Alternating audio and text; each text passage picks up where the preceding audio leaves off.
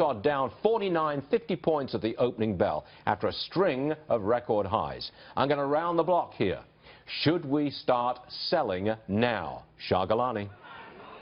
No, it's not time to sell it. It's time to start getting very cautious and perhaps putting on some hedges in terms of all your positions, but it's not time to sell. The market's got too much momentum going higher here. Chances are it has a good ways to go higher. So no, selling outright right now, no. Getting defensive, absolutely. All right, Todd Horwitz, to you on stocks. All-time high on the Dow yesterday. Time to sell today. What do you say?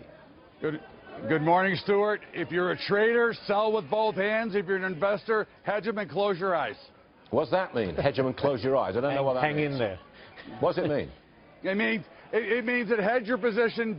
As an investor, you should really not be getting out of the market. You should hold on to it and figure out a way to protect against a down move. If you're a trader like I am, you want to sell them with both hands here. Most of our viewers, Peter, are not traders and they don't hedge. They buy, they sell. That's it. What would you do? I would tell them to look at the volatility index because that gives you a sense of what the fear factor is. Now, in the last year, it has ranged from a high of 53 1 year ago to a low of 11. It's at 12 today.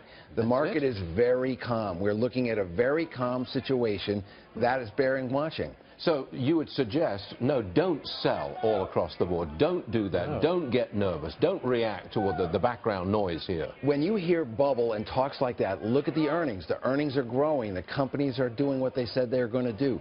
When companies do that, okay, you stay with it as an investment. Okay, I'm going to get to